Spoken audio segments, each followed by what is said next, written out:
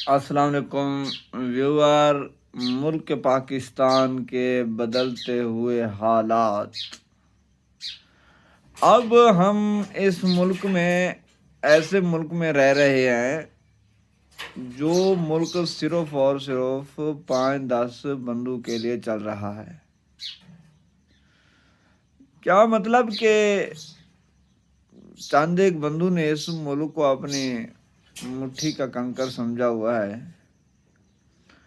वो जिस तरह चाह रहे हैं उसी तरह मुल्क का निज़ाम चल रहा है। वो जिस तरह चाहते हैं फैसले करवाते हैं, जिस तरह वो चाहते हैं उस तरह की घड़ियां गुजर रही हैं। उस तरह के उनके बारे में उनका हक में फ़ैसले आ रहे हैं, जा रहे हैं। उनके हक में अदालतें खुल रही हैं, बंद हो रही हैं। बंदे अपनी मर्ज़ी से पकड़वा रहे हैं, बंदे अपनी मर्ज़ी से छुड़वा रहे हैं, अपने केसेस ख़त्म करवा रहे हैं, अपने केसेस चलवा रहे हैं। कोई किसी को गिरफ़्तार करवा रहा है तो कोई किसी की ज़मानत दे रहा है तो कोई किसी की ज़मानत ले रहा है।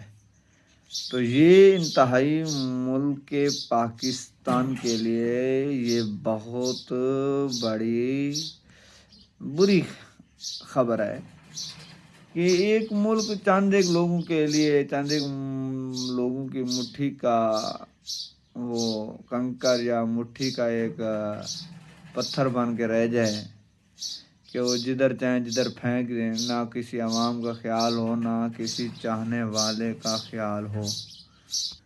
तो इस वजह से आपने देखा होगा कि मुल्क में सबसे बड़ा जो सियासी बहरान है वो है इलेक्शन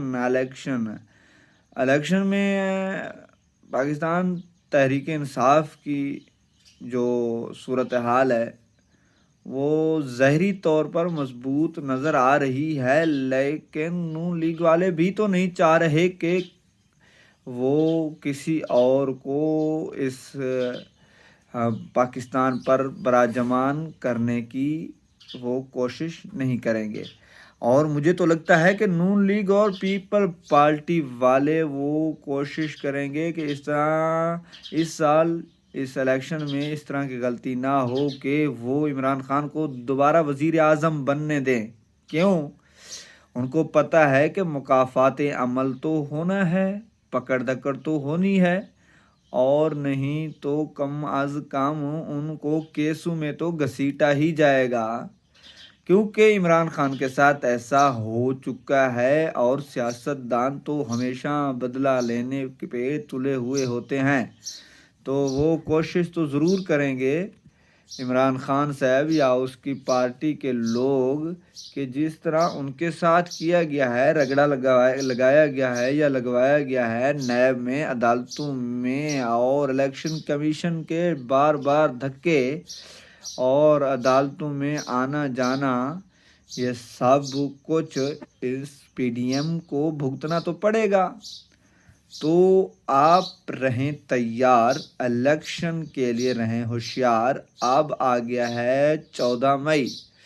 14 मई को अगर हो गए इलेक्शन तो हम तो रिज़ल्ट देखेंगे भाई घर में बैठकर अपनी टीवी स्क्रीन पर या मोबाइल स्क्रीन पर। और जिनकी होगी खुशी, जो गए जीत उनके लिए तो होगी खुशी, और जो गए हार वो हो जाएंगे बीमार।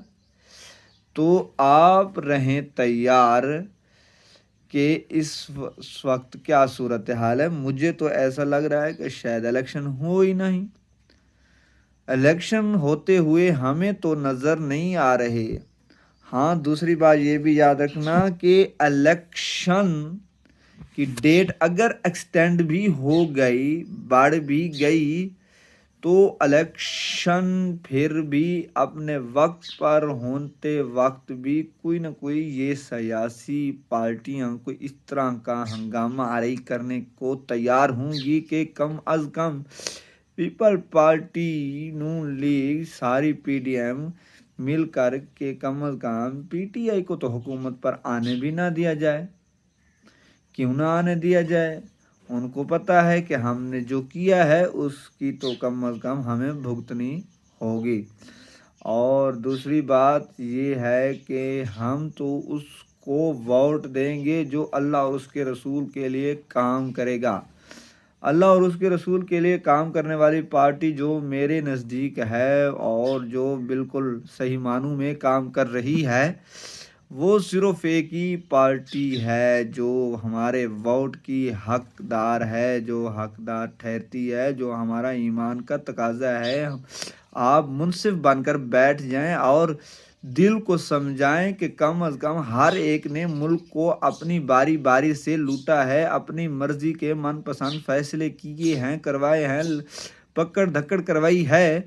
تو اس وقت کون سی ایسی پارٹی ہے جو ہمارے لیے سوچ رہی ہے اور ہمارے ملک کے لیے؟ اور دوسری بات یہ ہے کہ اگر ملک پاکستان پر کڑا وقت آ گیا، جو یہ تمام پارٹیاں جٹ تیاروں کے ساتھ دوسرے ممالک میں شفٹ ہو جائیں گے لوگ، کیونکہ ان کی ادھر جائیدادیں ہیں، ادھر ان کی کوٹھیاں بنگلے ہیں، صرف جو ہمارے لیے مرنے جینے کا وہ سبب رکھتے ہیں، مرنے جینے کا ہم ہمارے ساتھ عہد رکھتے ہیں، جنہوں نے مرنا جینا رہنا ادھر ہی ہے، وہ صرف اور صرف تحریک لبیک پاکستان ہے۔ تحریک لبیک پاکستان ایسی جماعت ہے جس پر مجھے 100% یقین ہے کہ ان کے لوگ ہم سے غداری نہیں کریں گے، اور باقی جتنی پارٹیاں ہیں وہ کم از کم ہم سے دغا بازی تو کر سکتے ہیں، اپنا ملک چھوڑ بھی سکتے ہیں اور ہمیں دو پر لگا بھی سکتے ہیں، ملک کو دو پر لگا بھی سکتے ہیں۔ تو ہمیں ناظرین کوشش کرنی چاہیے کہ ہم ایسے بندے کا انتخاب کریں، ایسے بندے کو سلیکٹ کریں، ایسے بندے کو ووٹ دیں، ایسی شخصیت پرسنالٹی پہ نہ ووٹ دیں، کسی کے رقبے پر ووٹ نہ دیں، کسی کے آگے پیچھے پروٹوکول پر ووٹ نہ دیں، بلکہ ملک پاکستان کی تقدیر کے لیے اور آنے والی نسلوں کے اچھے فیصلے کے لیے ووٹ دے دیجیے۔ اور میں امید کرتا ہوں کہ آپ ان لوگوں کو، کیونکہ آپ کے دل میں، آپ کے سینے میں بھی ایک دل ہے، سوچتے ہیں، دماغ ہے، تو کم از کم ایسے لوگوں کا انتخاب کریں جو ہمارے لیے دین دنیا میں بہتری کے طلب گار ہوں۔ السلام علیکم ورحمۃ اللہ وبرکاتہ۔